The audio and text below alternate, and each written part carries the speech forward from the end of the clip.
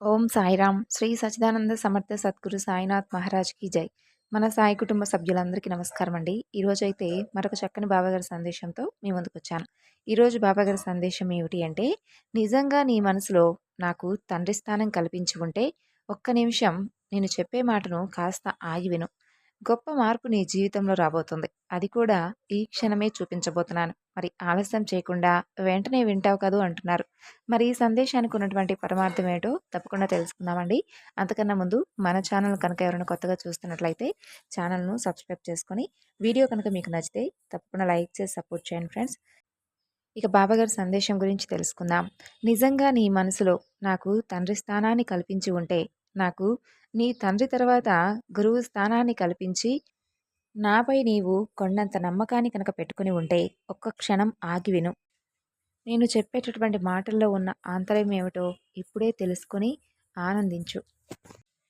ఎప్పుడైతే నీవు అచంచలమైనటువంటి నమ్మకాన్ని నాపై ఉంచుతావో, అప్పుడు నీకు ఎటు చూసినా కూడా ఈ సాయి రూపమే కనిపిస్తుంది.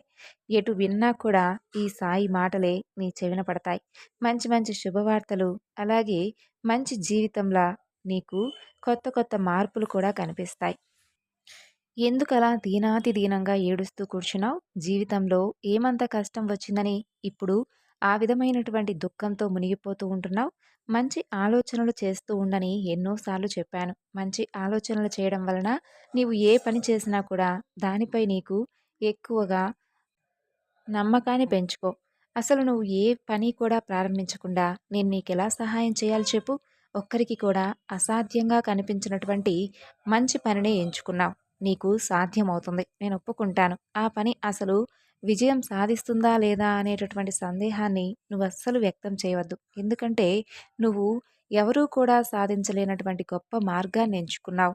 మరి దానిని నీవు పూర్తి చేయాలి కదా! ఆ బాధ్యత నీకే ఉంటుంది. ఎందుకంటే నువ్వు ఎంచుకున్నటువంటి పనిని, ప్రారంభించినటువంటి పనిని వేరెవరో ప్రారంభించి వేరెవరికో ఆ ఆలోచనలతో మంచి పనిని చేతులారా వదులుకునే కంటే, నీవే చేతులారా కష్టపడి, శ్రమించి ఆ పనిలో విజయం పొందితే ఆ ఆనందం కూడా నీకే వర్తిస్తుంది.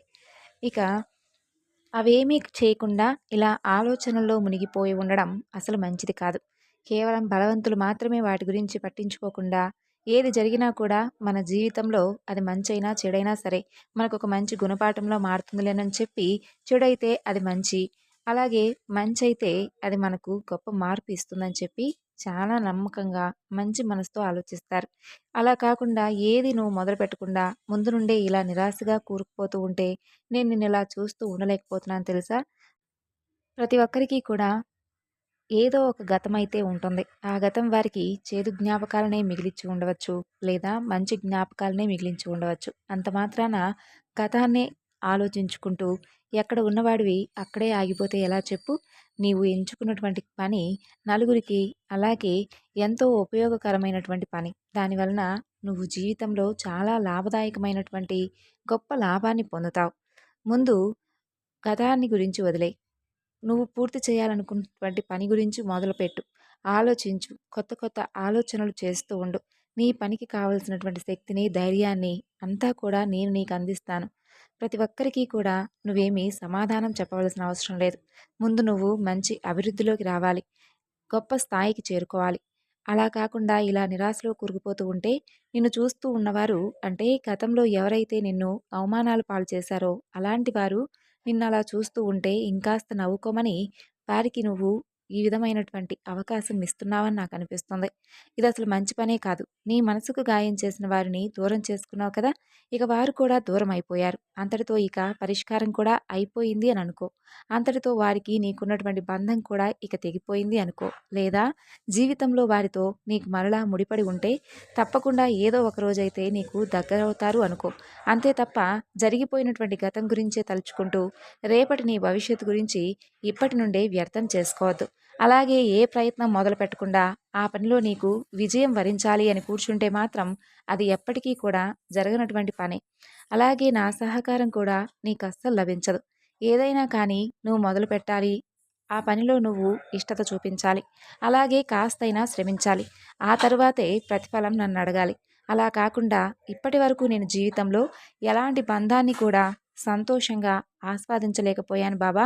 ఎవరితో కూడా సంతోషంగా 4 రోజులు కూడా గడపలేదు అనుకుంటూ కుటుంబంలో వారికి కూడా దూరం అవుతున్నావు. వారికి కావాల్సినటువంటి మంచి ప్రేమను కూడా అందివ్వలేకపోతున్నావు. కనీసం నన్ను నేను నిలబెట్టుకోలేకపోతున్నాను బాబా. నేను చేసే ప్రతి ప్రయత్నం కూడా విఫలం అవుతుందని చెప్పి నిరాశ వ్యక్తం చేస్తున్నావు. ముందు ప్రయత్నం చెయ్యి. ఆ తర్వాత కదా అందులో నీకు లాభం వస్తుందా, నష్టం వస్తుందా అనేది నువ్వు చూసేది. అలా కాకుండా ప్రయత్నమే మొదలుపెట్టకుండా బాబా నాకు మంచి లాభాన్నివ్వాలి అని అడుగుతూ ఉంటే నేను మాత్రం ఏం చేయాలి చెప్పు? నీ ద్వారా మంచి ప్రయత్నాన్ని మొదలుపెట్టించాను. కానీ నువ్వే మధ్యలోనే ఆపివేశావు. అలా ఆపివేయడం వలన నీలో లేనిపోని అటువంటి తికమక ఆలోచనలు, గందరగోళాలు నెలకొన్నాయి.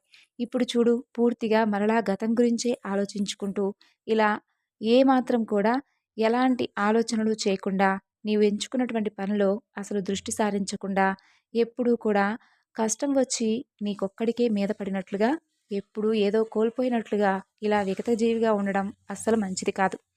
ఇక అలాంటి వారి గురించి ఆలోచించడం అసలు మంచి పని కాదు. ముందు నువ్వు పెట్టాలనుకున్నటువంటి దృష్టి అంతా నీ ప్రయత్నం వైపు పెట్టు. తర్వాత ప్రతి మనిషి కూడా కొన్ని అలవాట్లకు బానిసైనట్లుగా ప్రతి మనసు కూడా కొన్ని మనసులకు బానిసవుతుంది. నేను అర్థం చేసుకోగలను. నేను నీ తండ్రిని. నిన్ను కాక ఇకెవరిని అర్థం చేసుకుంటాను? నీలో ఎంత బాధ ఉందో అలాగే నీ మనసులో నువ్వు గూడు కట్టుకున్నటువంటి ఆ బాధంతా కూడా ఎవరికీ చెప్పుకోలేక ఎన్ని నిద్రలేనటువంటి రాత్రులు గడుపుతూ ఉన్నావో ఈ బాబాకు కూడా తెలుసు. అలా అని ఇక్కడే ఆగిపోతే నాకు అసలు ఏమాత్రం నచ్చదు. నిన్ను బాధించేటటువంటి నీ మనసుకు ఎంత కలత చెందిద్దో నేను అర్థం చేసుకోగలను. అయితే అంతకన్నా కూడా నీకు గొప్ప విజయాన్ని రాసిపెట్టి ఉంచాను. దాని వెనుక నీకున్నటువంటి పరమార్థం గురించి తెలియదు కాబట్టే నీకు ఇన్ని విషయాలు చెబుతున్నాను. నువ్వు కలలు కన్నటువంటి మంచి మంచి ఆనందకరమైనటువంటి రోజులను నీ ముందే ఉంచబోతున్నాను. ఇదంతా కూడా ఎందుకు చెబుతున్నానో తెలుసా?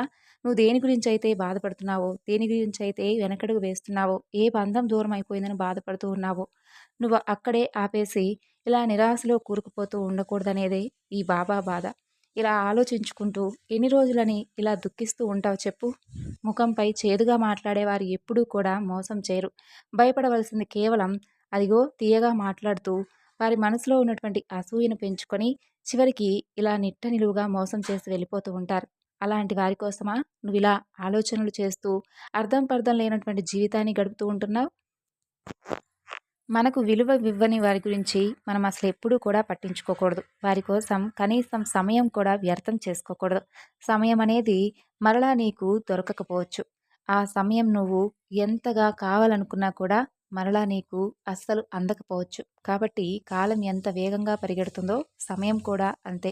ఉన్నటువంటి మంచి జీవితాన్ని, మంచి సమయాన్ని వ్యర్థంగా చేసుకోకుండా మంచి పనిని ఎంచుకున్న తరువాత నువ్వు దానిని పూర్తి చేయవలసినటువంటి బాధ్యత నీపై ఉంది. అదంతా కూడా నీ కుటుంబంలో నీ కుటుంబంలో ఉన్న వారందరూ కూడా నీపై పెట్టుకున్నటువంటి ఆశలను నువ్వు చిదిమివేయకుండా చేసేందుకు, అది నీకు చాలా ఉన్నతమైనటువంటి స్థానాన్ని కల్పించేందుకు గొప్ప వరంలా మారబోతుంది. అందుకు నా సహకారం కూడా నీకు పుష్కలంగా ఉండబోతుంది. ఈ క్షణమే నీలో ఉన్నటువంటి మార్పును ఈ బాబా చూడాలి అని అనుకుంటున్నాడు. ఇకనైనా గతం గురించి ఆలోచించకుండా ఇప్పటి నుండి నీ మనసంతా ప్రశాంతంగా ఉంచుకుంటావని ఇన్ని విషయాలను తెలియజేశాను. నా మాటపై నమ్మకంతో నిజంగా నీ మనసులో నాకు తండ్రి స్థానాన్ని కల్పించి ఉంటే నేను చెప్పిన విధంగా పాటించు. ఎవరేమనుకుంటున్నా సరే నీ గతం గురించి పూర్తిగా మర్చిపో. నిన్ను మోసం చేసిన వారిని ఏ విధంగా దెబ్బతీయాలా అనే విధంగా కాకుండా వారికి ఒక మంచి గుణపాఠంగా ఉండే విధంగా నీవెంచుకునేటటువంటి పనిలో నువ్వు గొప్ప విజయాన్ని సాధించి ఆ తరువాత నీ విజయంతో వారికి గొప్ప గుణపాఠాన్ని నేర్పించిన వాడివవుతావు. ఇప్పటికైనా నా మాటను, నన్ను అర్థం చేసుకొని ఉంటే ఇక నుండి ఎప్పుడైతే, ఎక్కడైతే ఈ మాటలన్నీ కూడా వింటూ ఉన్నావో అక్కడే ఒక్క క్షణం పూర్తిగా ఆగి విను. ఆ తరువాత ఒక మంచి నిర్ణయానికి తీసుకో. ఆ తరువాత నువ్వు వేసేటటువంటి ముందడుగే నీకు రేపు రాబోయేటటువంటి స్థితికి గొప్ప పునాదిలా మారిపోయేలా చేస్తుంది. నా మాటపై నమ్మకాన్ని ఉంచి నీలో లేనటువంటి ధైర్యాన్ని కూడా పుష్కలంగా నింపుకో. నీకు వెనుక అండగా ఎవరూ లేకపోవచ్చు. అలాగే ఎవరి తోడు లేకపోవచ్చు. కానీ ఈ బాబాకు నువ్వు చాలా గొప్ప స్థానాన్ని కేటాయించావు. కాబట్టే నీకు ఇన్ని మంచి విషయాలను ఒక మంచి సందేశం ద్వారా వినిపించాను. ఇప్పటికైనా నీలో వచ్చేటటువంటి మార్పు కోసం నేను ఎదురు చూస్తూ ఉంటాను. సంతోషంగా ఉండండి. సో, విన్నారు కదండీ బాబాగారి సందేశం. ఈ సందేశం మీ అందరికీ కూడా నచ్చింది అనుకుంటున్నాను. నచ్చితే తప్పకుండా మరికొంతమందికి షేర్ చేయండి. మరొక చక్కని బాబాగారి సందేశంతో మరలా కలుసుకుందాం. అంతవరకు నమస్కారం. ఓం సాయిరాం. సర్వే జనా సుఖినో భవంతు.